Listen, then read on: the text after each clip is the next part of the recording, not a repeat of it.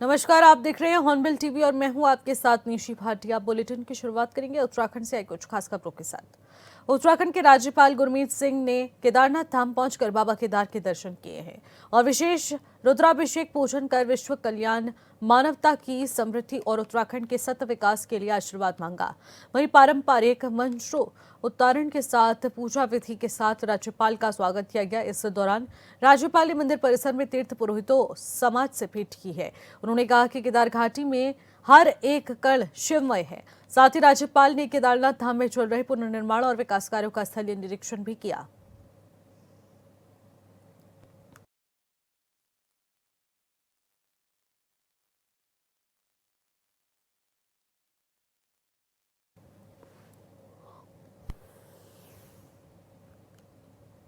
Police स्मृति दिवस के अवसर पर देश भर में कार्यक्रम आयोजित किए जा रहे हैं और इसी क्रम में देहरादून में भी कार्यक्रम का आयोजन हुआ, जिसमें सीएम पुष्कर सिंह धामी ने प्रतिभा कर शहीद पुलिसकर्मियों को श्रद्धांजलि अर्पित की। इस मौके पर सीएम ने कहा कि देशवासियों की सुरक्षा के लिए अपने प्राणों की आहुति देने वाले पुलिस के वीर जवानों को नमन करता हूं। सेवा, सुरक्षा और सहयोग की भावना के साथ ही उत्तराखंड पुलिस ने हर चुनौती का सामना करने में अपनी कार्यकुशलता का परिचय दिया। आपदा के समय भी हमारे पुलिसकर्मियों ने जनसेवा की मिसाल पेश की है।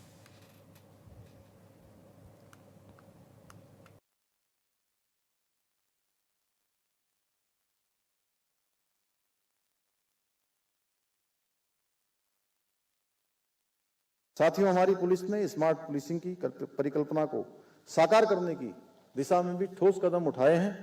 हमारे जवानों ने जवानों के बैरक, मेस, कार्यस्थलों के अपग्रेडेशन के लिए भी अब पर्याप्त धनराशि उपलब्ध कराई जा रही है। इसके साथ ही हमारी सरकार ने नए आपराधिक कानूनों के क्रियान्वयन के लिए भी अब तक 5 करोड़ रुपए की राशि जारी की है। इसके अलावा हमारी सरकार स्वास्थ्य योजना के अंतर्गत समस्त पुलिसकर्मियों को कैशलेस चिकित्सा सुविधा भी उपलब्ध करा रही है।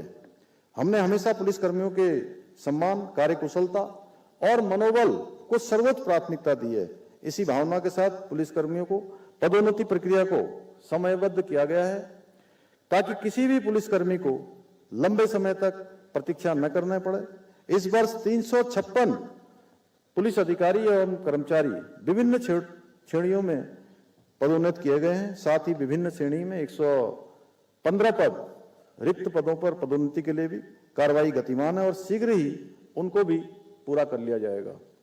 इतना ही नहीं, इस वर्ष हमारे 215 कर्मियों को विशिष्ट कार्य एवं सेवा के लिए महामहिम राष्ट्रपति, माननीय राज्यपाल, मुख्यमंत्री व पुलिस महानिदेशक के पुलिस पदक एवं सम्मान चिन्हों से भी अलंकृत किया गया है। मेरा हमेशा से आग्रह रहा है कि हमारे पुलिसकर्मी आधुनिक प्रशिक्षण से लैस हों, जिससे वे और अधिक आत्मविश्वास और संवेदनशीलता के साथ जनता की सेवा कर सकें, अपने कर्तव्यों का निर्वहन कर सकें। इसके लिए हमारी सरकार पुलिसकर्मियों को कैपेसिटी बिल्डिंग की दिशा में भी लगातार काम कर रही है।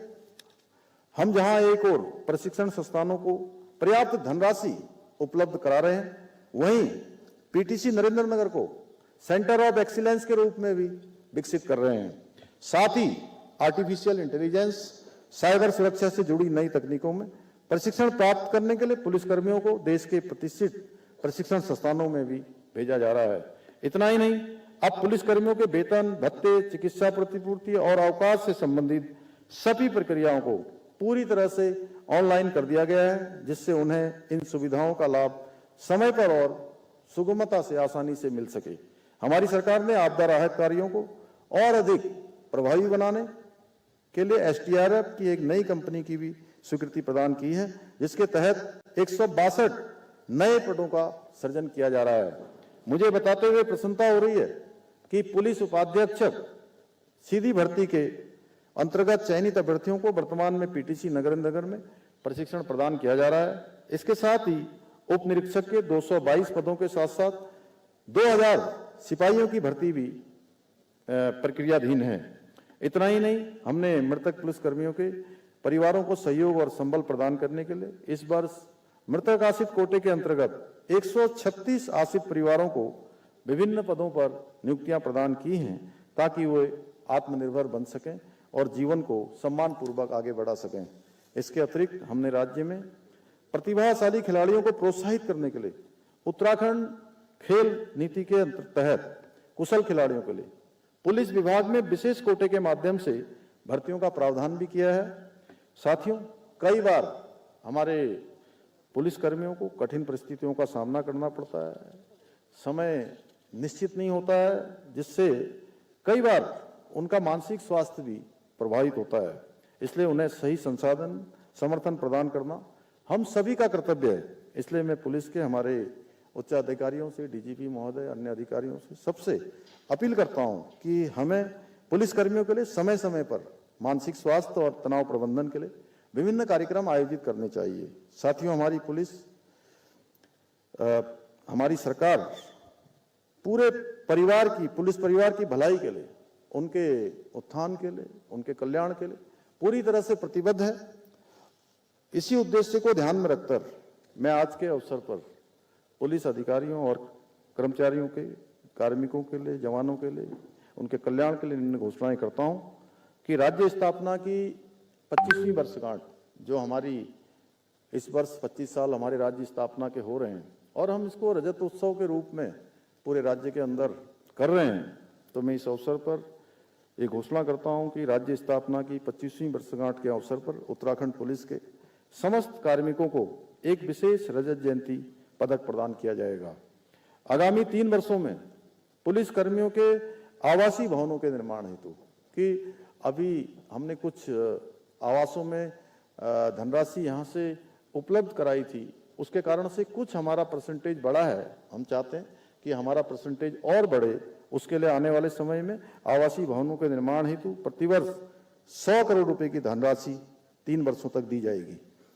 भवाली, नैनीताल, ढालमल्ला, कांडा, बागेश्वर, नैनीडांडा, धूमाकोट, पौड़ी, घनसाली, टिहरी, सतपुली और पौड़ी में एसडीआरएफ के जवानों के लिए 5 बैरिकों का निर्माण कराया जाएगा। विभिन्न कल्याणकारी योजनाओं के क्रियान्वयन हेतु पुलिस कल्याण निधि के अंतर्गत वर्तमान में प्रावधानित 2.5 करोड़ रुपए की धनराशि को पुनरीक्षित करते हुए आगामी 1 वर्ष के लिए 4.5 करोड़ रुपए किया जाएगा। साथियों, हम अपने पुलिस को और अधिक सशक्त, आधुनिक बनाने के अपने विकल्प रहित संकल्प के साथ निरंतर कार्य कर रहे हैं। जब मुझे कई बार हमारे पत्रकार साथी भी पूछते हैं कि विकल्प रहित संकल्प, ऐसा संकल्प जिसमें कोई विकल्प न हो, केवल संकल्प है, उसमें आगे बढ़ना है, उत्तराखंड हमारा देश का श्रेष्ठ राज्य बने, यह हमारा संकल्प है। उसी प्रकार से उत्तराखंड पुलिस हमारी एक आदर्श पुलिस बने, मित्र पुलिस के साथ साथ हर क्षेत्र में दक्ष पुलिस बने, यह हमारा विकल्प रहित संकल्प है। और मुझे पूरा विश्वास है हमें अपने इस संकल्प को पूरा करने में आप सभी का सहयोग इसी प्रकार से राज्य की व्यवस्थाओं को संचालित करने में, प्रशासनिक व्यवस्था बनाने में, कानून व्यवस्था बनाने में इसी प्रकार से प्राप्त होता रहेगा।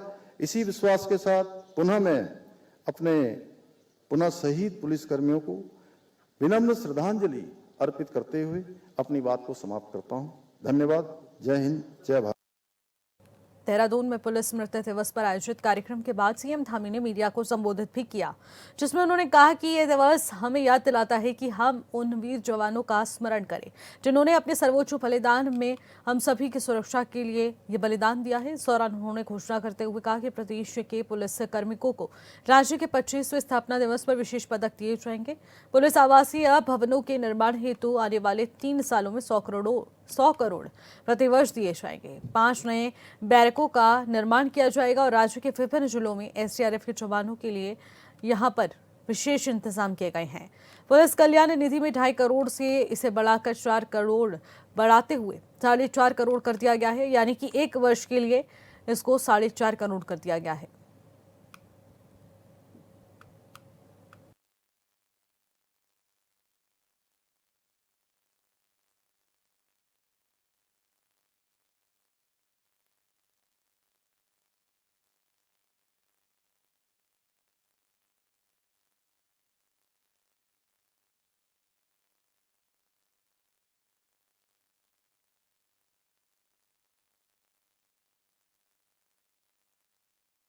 व्यवस्था को बनाने के लिए, देश के नागरिकों की सुरक्षा के लिए, देश की रक्षा के लिए अपने प्राणों का सर्वोच्च बलिदान दिया है। मैं उन सभी को नमन करता हूं, उन सभी को मैं अपनी श्रद्धांजलि व्यक्त करता हूं। साथ ही उनके पारिवारिक जनों को मैं प्रणाम करता हूँ, जिन्होंने देश की रक्षा के लिए, देश की व्यवस्था के लिए अपने पारिवारिक जनों की आहुति दी है, देश के लिए अर्पित किया है। और ये दिवस हम सबको ये स्मरण कराता है कि हम उन वीर जवानों का स्मरण करें जिन्होंने अपना सर्वोच्च बलिदान हम सबकी सुरक्षा के लिए, हम सबकी रक्षा के लिए दिया है। तो उत्तराखंड के अंदर भी हमारे 4 पुलिस के जवान, पुलिस के कर्मियों ने अपना बलिदान दिया है उनके कल्याण के लिए। हम पूरी तरह से प्रतिबद्ध होकर उनके साथ हैं, पूरी सरकार, पूरी पुलिस की व्यवस्था कि उनके परिवारों का कल्याण हो, उनकी सहायता के लिए हम तत्पर रहें, खड़े रहें। और साथ ही पुलिस के जो हमारे पुलिस व्यवस्था है, उस पुलिस व्यवस्था में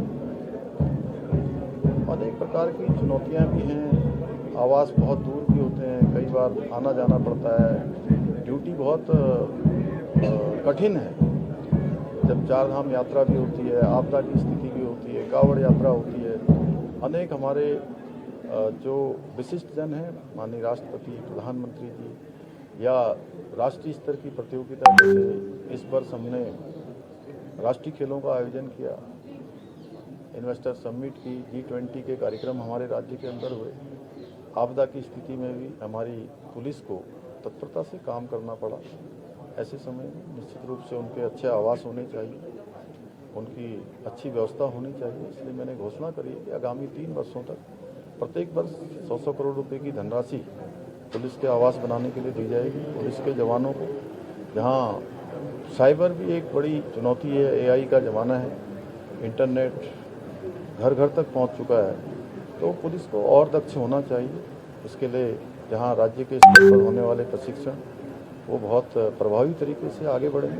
वहीं जो केंद्रीय गृह मंत्रालय और जो हमारे अन्य राज्य हैं जो इस क्षेत्र में अच्छी बेस्ट प्रैक्टिसें कर रहे हैं, उनका भी अनुभव का लाभ लेकर हमारी पुलिस भी उस दिशा में दक्ष हो, ऐसी व्यवस्था हमारी पुलिस के स्तर से भी यहाँ की जाएगी। सर, साइबर क्राइम एक बड़ी चुनौती है राज्य के लिए भी, पुलिस के लिए भी, और इसके लिए बड़े बजट की भी ज़रूरत होगी और दक्षता की भी ज़रूरत होगी। इसको लेके क्या कुछ प्लान राज्य सरकार कर रही है आगे के लिए? देखिए, ये हमारी प्राथमिकता है, क्योंकि इस समय साइबर अपराधों का हमें बहुत सामना भी करना पड़ता है, अनेक चुनौतियाँ आती हैं। कई बार ऐसे अपराधी बिल्कुल व्यवस्था को चकमा देने का काम करते हैं। ऐसे में जो भी आवश्यक संसाधन है उसमें कोई कमी नहीं आने दी जाएगी, उसको हम प्राथमिकता से करेंगे। सर, सोशल मीडिया पर लगातार कुछ लोग दुष्प्रचार कर रहे हैं, चाहे सरकार हो चाहे पुलिसकर्मी हो, धरना प्रदर्शन पर भी जब होता है तो उसमें भी पुलिस का दुष्प्रचार किया जाता है। किस तरीके से लोगों को चिन्हित करके कार्रवाई होगी? नहीं, देखिए, जो कानूनी व्यवस्था है, चाहे जो भी कानून तोड़ेगा या जो इस प्रकार की फैब्रिकेटेड चीज़ों में कहीं भी इन्वॉल्व होगा तो कानून अपना काम करेगा। देखिए, जैसा अभी आपको पता चला कि 21 अक्टूबर ये एक बड़ा महत्वपूर्ण दिन है भारत के पुलिस बलों के लिए, जो अर्धसैनिक बल है, क्योंकि इस दिन 1959 में लद्दाख के हॉट स्प्रिंग क्षेत्र में CRPF के 10 जवान, उन्होंने बहुत बहादुरी से एक असाधारण साहस का परिचय देते हुए देश की रक्षा के लिए अपने प्राणों की आहुति दी थी। और उसी क्रम में आज देश भर में ये दिवस पुलिस स्मृति दिवस के रूप में मनाया जाता है। हमने भी पिछले वर्ष अपने 4 साथी खोए हैं ड्यूटी के पद पर, तो उनको भी श्रद्धांजलि आज दी गई। और साथ में जो देश भर में पिछले 1 वर्ष में 186 पुलिसकर्मी जिन्होंने अपने प्राणों को न्यौछावर किया है देश की सेवा में, उनको भी आज श्रद्धांजलि। तो इसी खबर पर ज्यादा जानकारी के साथ योगेश आर्य हमारे संवाददाता सीधे फोन लाइन के जरिए हमारे साथ जुड़ रहे हैं। योगेश, पुलिस स्मृति दिवस के अवसर पर पूरे देश भर में विभिन्न कार्यक्रमों का आयोजन हो रहा है और उसी कड़ी में प्रदेश में भी देखने को मिला। ऐसे में CM धामी ने भी कई घोषणाएं की। आखिरकार ये घोषणाएं हमारे पुलिस कर्मियों के लिए कितनी ज्यादा लाभदायक होने वाली हैं? देखिए, निश्चित देहरादून में पुलिस स्मृति दिवस पर आयोजित कार्यक्रम में मुख्यमंत्री पुष्कर सिंह धामी ने जो है प्रतिभाग किया। उन्होंने कहा कि ये दिवस हमें याद दिलाता है कि उन जवानों को स्मरण करने के लिए कि अपना जिन्होंने सर्वोच्च बलिदान जो है दिया है सभी की सुरक्षा के लिए। उन्होंने इस दौरान ये भी घोषणा की कि प्रदेश के पुलिस कर्मियों को राज्य के 25वें स्थापना दिवस के एक विशेष पदक जो है वो दिया जाएगा। पुलिस आवासीय भवनों के निर्माण हेतु उन्हें 3 सालों में 100 करोड़ प्रतिवर्ष दिए जाएंगे। 5 नए बैरक का निर्माण भी राज्य के विभिन्न जिलों में एसडीआरएफ के जवानों के लिए किया जाएगा। इसके साथ ही उन्होंने कहा कि पुलिस कल्याण निधि में 2.5 करोड़ से बढ़ा करके उसको 4 करोड़ आगामी 1 साल के लिए किया जाएगा। तो यानी कि ये बड़ी घोषणाएं हैं और निश्चित तौर पर आने वाले वक्त में जो है इसका लाभ मिलता नजर आएगा, क्योंकि पुलिसकर्मियों को विशेष पदक भी दिए जाएंगे। आवासीय भवनों के लिए 3 साल में 100 करोड़ का पैकेज भी रहेगा। तो निश्चित तौर पर जो है आवासीय भवन जो उनके लिए बन पाएंगे, जो कि एक बड़ी चुनौती कहीं ना कहीं सामने रहती थी। आवासीय जो रहते थे, बैरक रहते थे, उसमें कहीं ना कहीं देखा जाता था कि लचर व्यवस्था रहती थी। लेकिन राज्य सरकार ने जिस तरह से एक बड़ा पैकेज देने का काम किया, तो निश्चित तौर पर अच्छे आवास मिलेंगे और अच्छी पुलिसिंग जो है पुलिस व्यवस्था के साथ जो है पुलिसकर्मी करते नजर आएंगे। जी बिल्कुल योगेश, और इसी के साथ ये भी देखने को मिल रहा है कि पुलिस कल्याण निधि से 2.5 करोड़ से बढ़ाकर इसे 4.5 करोड़ रुपए कर दिया गया है और विशेष प्रदेश के स्थापना दिवस पर भी पदक दिए जाएंगे इन पुलिस कार्मिकों को। आखिरकार पुलिस जवानों में इसको लेकर कितना उत्साह देखने को मिल रहा है, क्योंकि हौसला अफजाई के लिए एक बहुत महत्वपूर्ण पहल है। देखिए बिल्कुल, क्योंकि पुलिस विभाग एक ऐसा विभाग है जो 2400 घंटे जो है काम करता है और वहाँ पर जो है उनके कंधों पर जो है कानून व्यवस्था से लेकर तमाम व्यवस्थाओं की जिम्मेदारी रहती है। और ऐसे में उनके स्ट्रेस को कम करने, उनका उत्साह बढ़ाने के लिए समय समय पर सरकार इस तरह के कदम उठाती है। और जिस तरह से पुलिस कल्याण निधि 2.5 करोड़ से बढ़ाकर के 4 करोड़ की गई है आगामी 1 वर्ष के लिए, तो निश्चित तौर पर इसका लाभ जो है पुलिसकर्मियों को मिलेगा। और एक बड़ा उत्साहवर्धन जो है आज के दिन जो है मुख्यमंत्री पुष्कर सिंह धामी की ओर से किया गया। तो निश्चित तौर पर राज्य सरकार ने एक बड़ा हौसला अफजाई जो है पुलिस विभाग का किया है। इसके सुखद परिणाम जो है आने वाले वक्त में देखने को मिलेंगे। ठीक है योगेश, बहुत बहुत शुक्रिया तमाम जानकारी के लिए। खबरों में आगे बढ़ेंगे। बीजेपी विधायक विनोद चमोली ने कहा है कि बिहार से जो भी सूचनाएं आ रही हैं वो कांग्रेस के लिए बिल्कुल सुखद नहीं है। उन्होंने कहा कि जिस तरह महागठबंधन के अंदर टूटन की स्थिति बन चुकी है, उससे साफ हो गया है कि सब मिलकर बीजेपी को कड़ी चुनौती देने का जो सपना देख रहे हैं वो पूरी तरह से बिखरता नजर आ रहा है। चमोली ने कहा कि लालू प्रसाद यादव की पार्टी आरजेडी पर अब कांग्रेस ने अलग अलग रास्ते अपनाए हैं, जबकि प्रशांत किशोर भी अलग मोर्चा संभाल रहे हैं। उन्होंने कहा है कि इस स्थिति में बीजेपी के वोटों का विभाजन नहीं बल्कि विपक्षी वोटों का बिखराव हो रहा है, जिससे कांग्रेस और आरजेडी की हालत पहले से भी ज्यादा खराब हो गई है।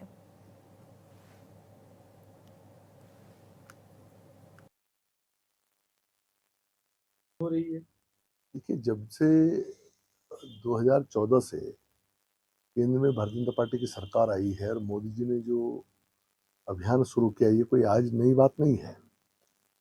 धीरे धीरे भारत आत्मनिर्भरता की ओर जा रहा है और हमने, चाहे वो रक्षा का क्षेत्र हो, चाहे वो कृषि का क्षेत्र हो, चाहे वो उद्योग का क्षेत्र हो, हम लोगों ने नए नए कीर्तिमान स्थापित किए हैं और कहीं ना कहीं हम आत्मनिर्भर होते चले जा रहे हैं। लेकिन जो हाल की घटनाएं हुई हैं, जब से ये सिंदूर ऑपरेशन हुआ और जिस तरह से अमेरिका का रुख देखने में मिला है, पूरे विश्व के अंदर एक लड़ाई आर्थिकी को लेकर चल रही है, तो भारत को और तेजी से आत्मनिर्भरता की ओर बढ़ना चाहिए। इसलिए इसको एक आंदोलन के रूप में भारतीय जनता पार्टी ने लिया है और हम जगह जगह इसके अवेयरनेस प्रोग्राम चला रहे हैं, जगह जगह इसके सम्मेलन कर रहे हैं। अपने कार्यकर्ताओं को भी हमने इस काम में लगाया। बाकायदा एक पार्टी का बड़ा कार्यक्रम हमने इसको बनाया है ताकि पूरे देश के अंदर वोकल फॉर लोकल जो हमारा मंत्र है उसको लेकर हम आगे बढ़ सके। आने वाले समय में पूरी दुनिया के अंदर वही सिरमौर होगा जो आत्मनिर्भर होगा और भारतवर्ष धीरे धीरे आत्मनिर्भरता की ओर आगे बढ़ रहा है। वो हमारा अभियान बहुत तेजी से आगे चल रहा है और मैं इससे दीपावली पे मैंने उसका इम्पैक्ट देखा।